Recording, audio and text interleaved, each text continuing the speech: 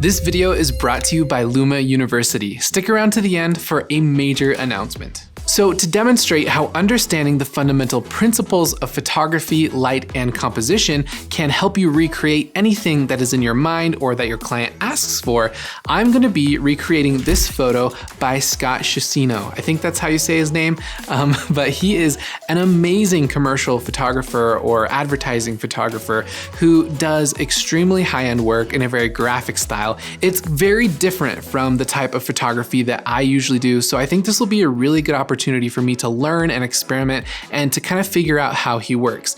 Now, I am an avid watcher of his content and I know a little bit, but he doesn't really share a ton about the actual technical stuff that he does. He shares more of the business side. So there's no behind the scenes that I've seen before, and I'm just going to walk through and recreate this. Now, looking at the photo, you'll see a few things.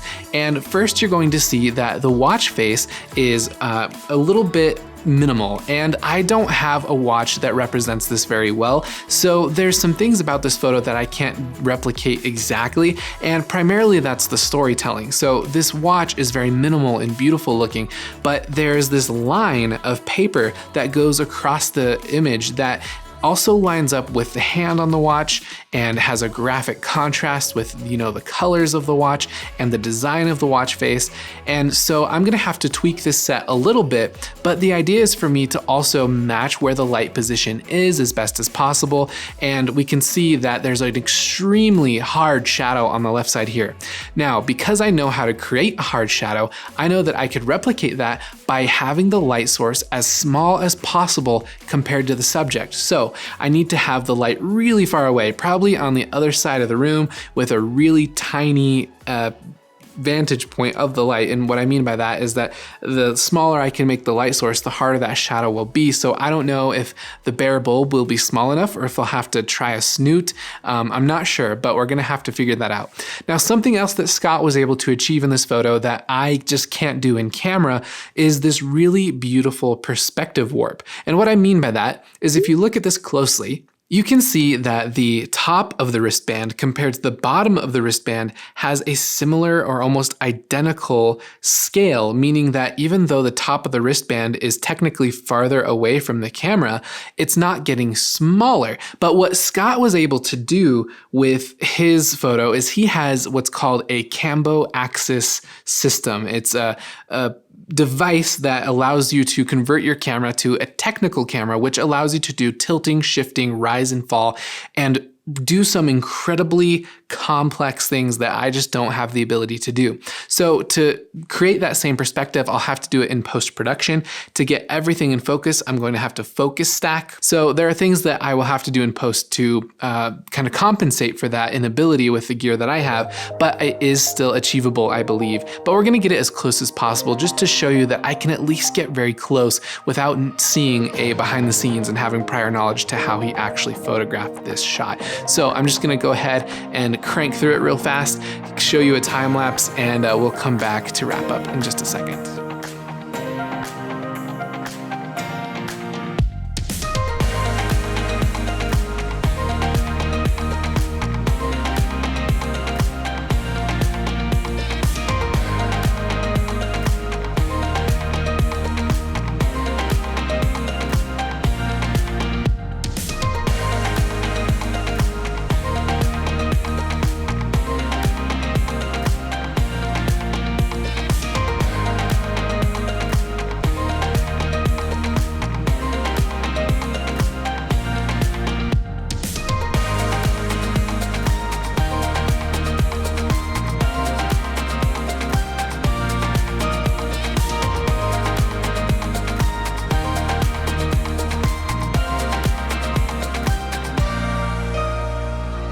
All right, and there's the final result. I didn't have as much time as I wish I could spend on the shoot. Unfortunately, I just have too much to do, but you can see it's pretty dang close. Now, I wasn't able to get my light as far away as I believe he probably did.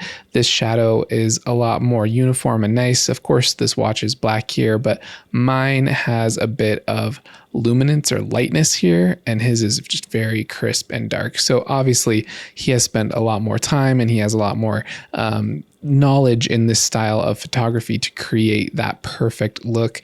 Mine's a little flat, a little bit undershot. I might revisit this in the future, but just for the sake of the tutorial, I think it's pretty dang close and a very simple shot, honestly, but that is it. So yeah, let's hop back to the camera view. All right, now that we have struggled and seen the magic behind this incredible photograph and learned how the pros make it happen, it's time for a revelation of my own. You see, understanding these foundational principles of photography is just the tip of the iceberg, and it's a skill that can open doors to endless creative possibilities.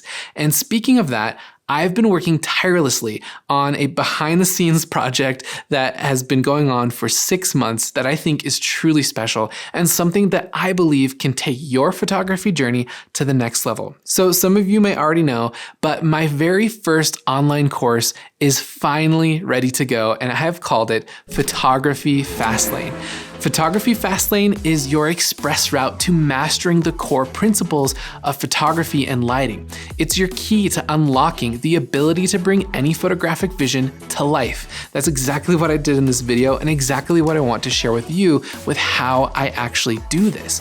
And the course has 10 modules comprised of over 40 in-depth lessons packed with 9 hours of video content. And these lessons will empower you with the fundamental knowledge you need to allow you to focus on what truly matters, which is unleashing your creativity. So the goal of the course is to get you past the technical mindset, and all you have to do is focus on being creative and knowing exactly how to get there.